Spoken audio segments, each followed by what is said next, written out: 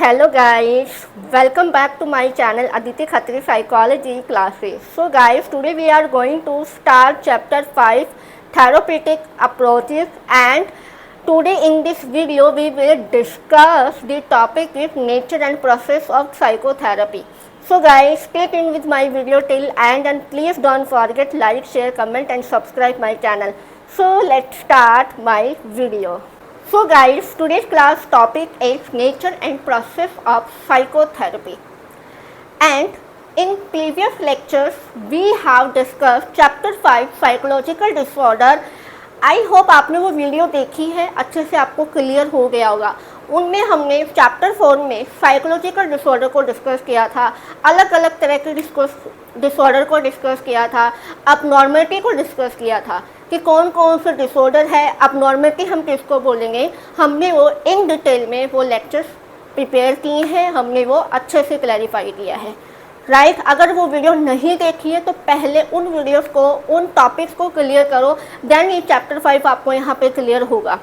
Clear, तो यहाँ पर हम स्टार्ट करते हैं आज का टॉपिक, साइकोथेरेपी का नेचर क्या है और प्रोसेस क्या है। तो what do you mean by psychotherapy? Psychotherapy मतलब यहाँ पर किसी भी इंडिविजुअल या पर्सन को किसी न किसी तरीके से अबनॉर्मलिटी हो जाती है या कोई डिसऑर्डर हो जाता है, तो यहाँ पर जो थेरेपिस्ट होता है उन प्रॉब्लम्स को, उन अबनॉर्मलिटी को या उन डिसऑर्डर को करेक्ट करता है थेरेपिस्ट के थ्रू। क्लियर? सो क्या है इसका nature? Volunteer relationship between client and therapist. एक रिलेशनशिप होता है, वॉलंटरी एक रिलेशनशिप होता है क्लाइंट में और थेरेपिस्ट के बीच में। जैसे जस्ट फॉर एग्जांपल, एक इंडिविजुअल को एंजाइटी डिसऑर्डर है और वो एक क्लाइंट है, ठीक है। वो जाता है थेरेपिस्ट के पास, थेरेपिस्ट और क्लाइंट, ठीक है। क्लाइंट अपने बारे में बहुत सी चीज़ें बताता है कि मुझे बहुत टाइम नर्वस फील होता है, मुझे बहुत जल्दी एंगर आ जाता है ना, बहुत सी चीज़ें वो अपनी सिम्टम के बारे में बताएगा, राइट। देन थेरेपिस्ट यहाँ पे उसकी प्रॉब्लम को सुनेगा, समझेगा। कैसे करेगा? फर्स्ट ऑफ ऑल यहाँ पे ट्रस्ट बिल्डअप करेगा, ठीक है। कौन करेगा? थेरेपिस्ट यहाँ पर ट्रस्ट को बिल्डअप करेगा। उसको बोला जाएगा कि अपनी जो भी प्रॉब्लम्स है फ्रीली माइंड से यहाँ पर डिस्कस करें। आपकी जो भी बातें या फिर कोई भी आपकी जो प्रॉब्लम्स होगी यहाँ पर कॉन्फिडेंशियल रहेगा, ठीक है, कॉन्फिडेंशियल रहेगा। यहाँ पर एक थेरेपिस्ट क्या करेगा? क्लाइंट के साथ एक रैपो एस्टैब्लिश करेगा। क्लियर?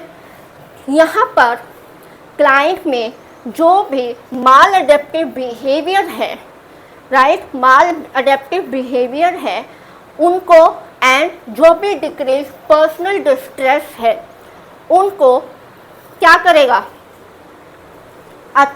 चेंज करेगा। किसमें? पॉजिटिव वे में।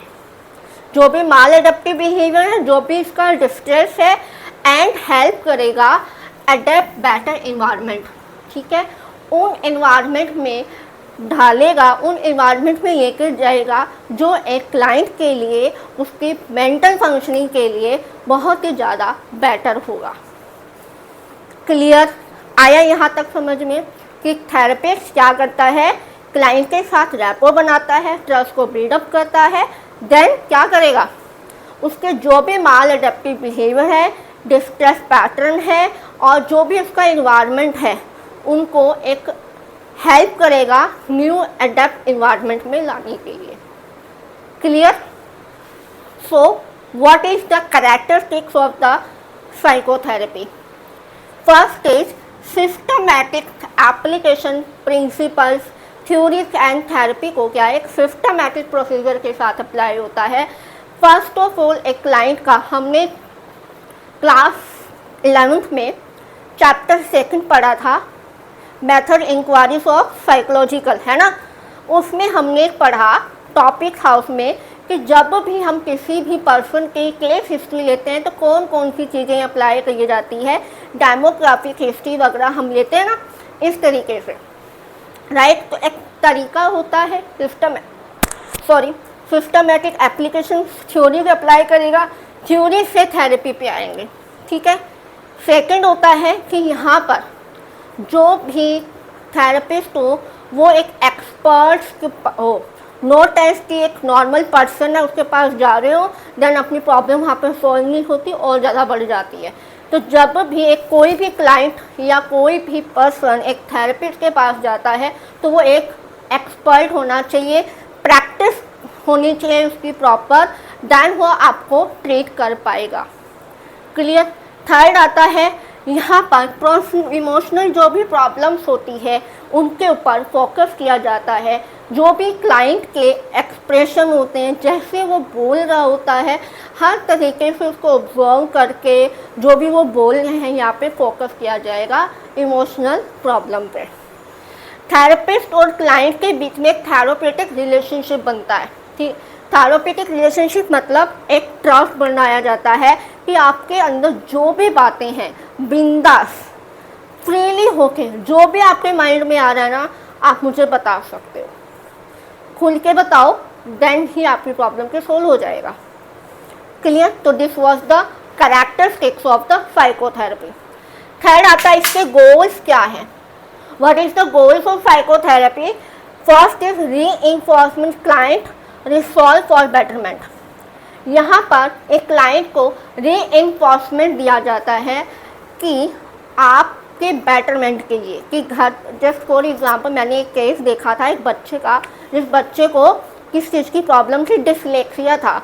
उस बच्चे को बोला जाता था अगर आप घर पे ये एक्टिविटी करोगे तो आपको एक रिवॉर्ड मिलेगा, ठीक है। इस तरीके से क्लाइंट को बोला जाता है कि अगर आप अच्छे से ये एक्टिविटी करोगे तो आपको एक रीइंफोर्समेंट दिया जाएगा। रीइंफोर्समेंट मीन्स दैट क्या होता है, रिवॉर्ड। आपको क्या दिया जाएगा, एक रिवॉर्ड दिया जाएगा। क्लियर।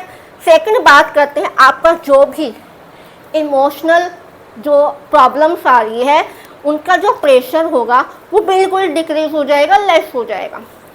थर्ड बात करते हैं unfolding the potential for positive growth. आपके जो भी प्रॉब्लम्स हैं, नेगेटिव थॉट्स आ रहे हैं, जो भी चीज़ें आप देख रहे हो उसमें आपको क्या है, पॉजिटिव ग्रोथ दिखाई जाएगी, ठीक है। आपको वो चीज़ फील करवाई जाएगी। क्लियर। फोर्थ होता है आपकी जो भी डेली लाइफ की हैबिट्स जो हो रही थी, जिसमें आपको प्रॉब्लम्स आ रही थी, तो वहाँ पर मॉडिफाई किया जाएगा, अलग अलग तरीके से मॉडिफाई किया जाएगा। जैसे कि आप दिन में कब उठते हो, जैसे आपने बोला कि मैं 10 से 11 बजे उठता हूँ, जस्ट फॉर एग्जांपल, तो यहाँ पे धीरे धीरे 10 का टाइम 9 से करेंगे, 9 से 8, 7, 6, फिर उसको करेंगे। डेली लाइफ में थोड़ी सी आपको एक्सरसाइज करनी है, एक्सरसाइज करोगे तो आपकी बॉडी फिट होएगी, राइट। फिर कहेंगे इसको इस टाइम पे आपको ब्रेकफास्ट करना, 8 AM तक आपका ब्रेकफास्ट हो जाना चाहिए।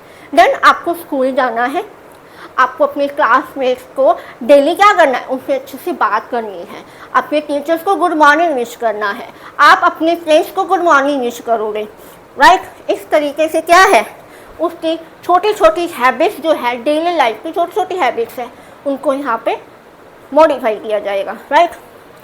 चेंजिंग थिंकिंग पैटर्न, जैसे जो भी थिंकिंग का पैटर्न है रहा है उसको चेंज कर दिया जाएगा कि आप सोचते हो कि मेरे से नहीं होगा, मैं कर ही नहीं पाऊँगा या पाऊँगी, आई कांट डू इट, मेरे में वो चीज़ नहीं है, मुझे कुछ भी नहीं आता, जस्ट फॉर एग्जाम्पल।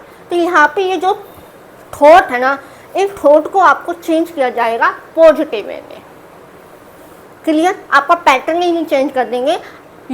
एक लाइन होती है you can do it, right, you can do it, मुझे आप पर ट्रस्ट है, ठीक है। अगर आप ये लाइन बोलते हो तो सामने वाले को एक मोटिवेट फील होता है।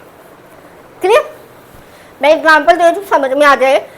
नेक्स्ट आता है इम्प्रूव पर्सनल इंटर रिलेशनशिप।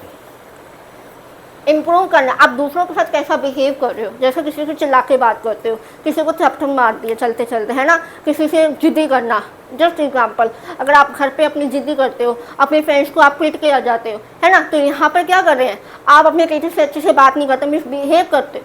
तो यहाँ पर एक थेरेपिस्ट का गोल होता है कि पर्सनल इंटर रिलेशनशिप जो होते हैं उनको इम्प्रूव करना, उनके साथ कम्युनिकेट बेटर करना और डिसीजन लेने में बेटर करना कि लाइफ को छोटी छोटी डिसीजन भी लेना सिखाना होता है एक थेरेपिस्ट को।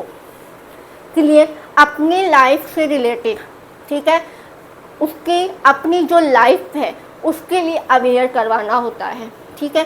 सोसाइटी में आप बिहेव कर रहे हो उसके प्रति आपको किस तरीके का बिहेव करना है, वहाँ पे माल एडप्टिव बिहेव ना करके आपको एक पॉजिटिव बिहेव करना है। यहाँ पर एक थेरेपिस्ट का गोल होता है।